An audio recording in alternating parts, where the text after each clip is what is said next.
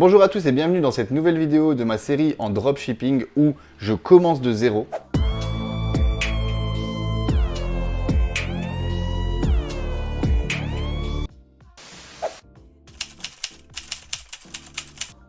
Aujourd'hui, je partage avec vous mon parcours après 8 mois d'activité, donc dans les jours 273 à 280, la semaine 39, depuis que je me suis lancé dans le dropshipping.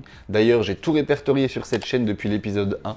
Je vous dévoilerai les résultats financiers, les leçons apprises, les stratégies adoptées et je vous fournirai des conseils approfondis pour que vous réussissiez votre propre business de dropshipping à l'heure actuelle en 2026. D'ailleurs, n'oubliez pas les gars qu'il y a un mot caché dans toutes mes vidéos. Si vous le trouvez et que vous le mettez en commentaire, vous serez sur une liste pour être tiré au sort pour gagner des lots, mais surtout 500 € pour vos premiers tests publicitaires.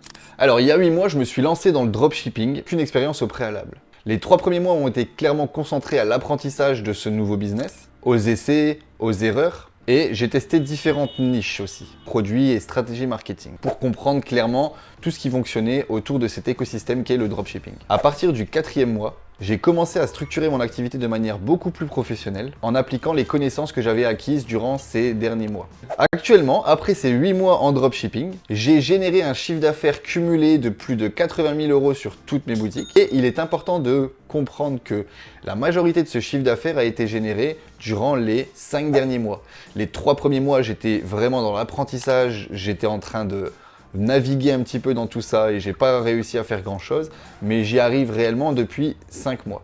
Donc ces 80 000 € de chiffre d'affaires sont générés depuis 5 mois. J'ai affiné mes stratégies et optimisé ma boutique en ligne et ce résultat que j'ai eu, du coup, il témoigne vraiment de l'importance de la persévérance et de l'adaptabilité dans le domaine du e-commerce à l'heure actuelle. Les leçons apprises et les stratégies que j'ai adoptées. Donc déjà, un point essentiel que j'ai compris au bout des 3 premiers mois, c'est qu'il fallait que je me concentre vraiment sur une niche, donc choisir une bonne niche.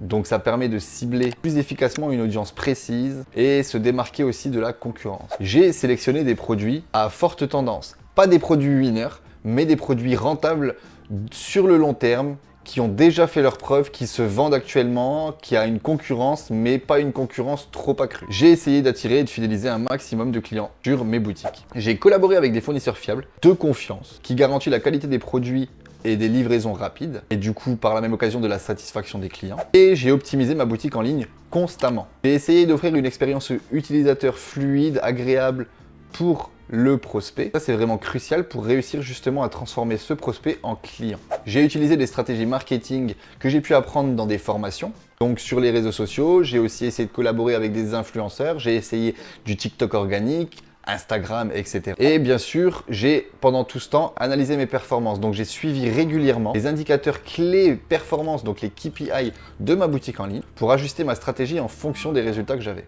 J'ai rencontré énormément de défis, mais j'ai aussi apporté des solutions durant ces 8 derniers mois. La gestion du temps, donc j'ai clairement équilibré les différentes tâches liées au dropshipping qui peuvent être complexes, l'automatisation de certaines tâches, l'embauche pour le SAV et mon assistant virtuel IA qui m'a aidé à mieux gérer mon emploi du temps au quotidien pour pouvoir être beaucoup plus productif. Après la gestion du temps, j'ai aussi eu le petit problème de la saturation des marchés. Pour se démarquer dans un marché concurrentiel, il est crucial de proposer une proposition de valeur unique et de comprendre les spécificités de son client type, de son avatar client. Tout ça, j'ai dû ajuster en conséquence pour pouvoir grandir au fur et à mesure. Et dernier point que j'ai rencontré des problèmes, mais que j'ai su y apporter une solution, c'est le service client. Pour offrir un service client de qualité et gérer efficacement les retours et les litiges, il faut avoir une personne qui gère le SAV à 100% pour maintenir une bonne réputation de la boutique et de fidéliser la clientèle en retour.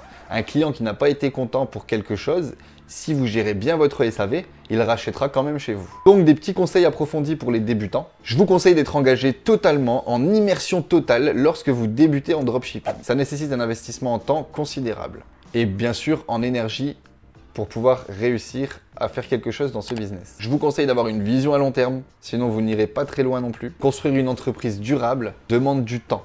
Et adopter une stratégie à long terme, c'est vraiment essentiel pour bâtir un business plan solide. Je vous conseille surtout de vous former et de ne jamais arrêter de vous former. À l'heure actuelle, je continue à me former là chez des Américains. Donc j'ai pris une formation d'une personne en Amérique parce qu'ils ont des stratégies assez avancées. Et pourtant, j'arrive quand même à faire déjà des chiffres, etc. Il faut analyser en profondeur les stratégies marketing que vous voulez utiliser pour votre niche. Investir dans des campagnes publicitaires ciblées sur des plateformes telles que Google, Facebook, TikTok m'a permis d'atteindre une audience beaucoup plus large et d'augmenter les conversions. Et bien sûr, vous pouvez aussi collaborer avec des influenceurs, mais bon, ça sera pas pour tout de suite. Le plus important dans tout ça, c'est de réussir à créer, dernier point, des emails, des campagnes d'emails, de retargeting et tout simplement de fidélisation client pour encourager les achats répétés. Ce qui s'avère être une stratégie vraiment rentable. Je me rends compte que je préfère avoir 10 clients qui me rachètent tout le temps sur ma boutique plutôt que d'avoir tous les jours des nouveaux clients. D'ailleurs les gars, lâchez un petit like sur la vidéo, ça vous coûte rien mais ça booste grave le référencement de la chaîne, donc merci d'avance à tous ceux qui le feront. Et un point très important que j'ai découvert que beaucoup de gens n'ont pas, malheureusement, c'est le développement personnel et le mindset entrepreneurial. J'ai dû faire face à énormément d'échecs, surtout au début. Mais avec une attitude positive et persévérante, vous ne pourrez que réussir dans ce milieu qu'est le dropshipping. Mais j'ai vu énormément de gens abandonner parce qu'ils n'étaient pas organisés. Ils pensaient que ça serait beaucoup trop simple. Ils pensaient qu'ils allaient devenir riches rapidement. Ce n'est pas un business qui les intéresse réellement au fond. Et malheureusement, ça fait abandonner plus de 99% des gens. Dans le mindset, on peut aussi comprendre l'adaptabilité, être capable de s'adapter soi-même et aussi ses stratégies en fonction de la tendance des marchés et de la concurrence. Et aussi, j'ai remarqué, faites-vous des amis, parlez avec des gens qui sont dans le même milieu que vous parce que c'est un business où on est tout seul derrière son ordinateur. Donc, il faut un minimum de réseau. Avoir des personnes qui font la même chose que vous à l'instant T, c'est super important. Moi, j'ai un ami avec qui on avance ensemble, on se donne un maximum de force. Quand je suis un petit peu plus démotivé, il me motive et inversement. Et ça aide grandement à avancer dans son business. Donc, conclusion, ces 8 mois en dropshipping, ils n'ont pas été de tout repos du tout. Mais ça a été une aventure très enrichissante.